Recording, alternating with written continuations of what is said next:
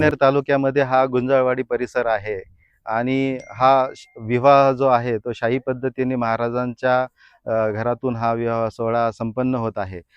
साधारणतः ह्या विवाह सोहळ्यासाठी आज 2.5 ते 3 लाख पब्लिक जे आहे संख्या इथे उपस्थित राहणार आहे आणि त्याच निमित्ताने महाराष्ट्राचे राज्याचे मुख्यमंत्री आणि उपमुख्यमंत्री हेही या कार्यक्रमासाठी उपस्थित राहणार आहे. साधारणतः 6 ते 6:30च्या दरम्यान मुख्यमंत्री सर येतील आणि ध्वजारोहणाचा कार्यक्रम होईल. त्यानंतर महाराजांचं इथे एक 15 ते 20 मिनिटाचं प्रवचन होणार आहे आणि त्यानंतर विवाह सोहळ्यास जो आहे तो हा कार्यक्रम सुरुवात होणार आहे.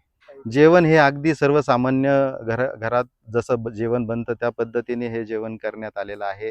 विशेष म्हणजे यात असं आहे की VIP मंडळींनाही घरगुती जेवण आणि सामान्य लोकांनाही घरगुती जेवण याच्यात महाराजांनी कुठेही दुजाभाव केलेला नाही आहे. या निमित्ताने मी ते सांगू इच्छितो. साखरपुड्यामध्ये जे काही महाराजांना ट्रोल करण्यात आलं होतं, याला आम्ही साधारणतः काही विशेष महत्त्व देत नाही. कारण मुलीच्या बापाची जी काही इच्छा आहे, वडिलांची जी काही इच्छा असते, ही कुठल्याही मुलीच्या वडिलांची इच्छा स्वतःचा जो लग्न आहे मुलीचं, ते व्यवस्थितरित्या पार पाडणं हे मुलीच्या बापाची इच्छा असते.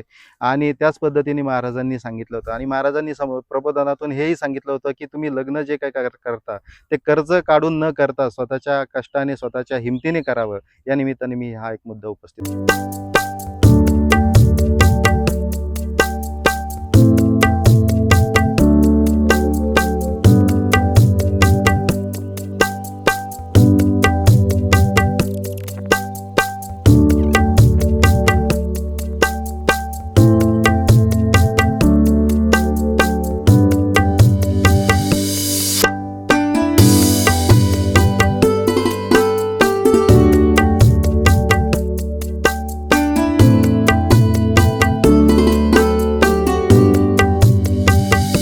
माझं नाव अण्णासाहेब निवृत्ती वागचौरे, पिंपळगाव निपाणी.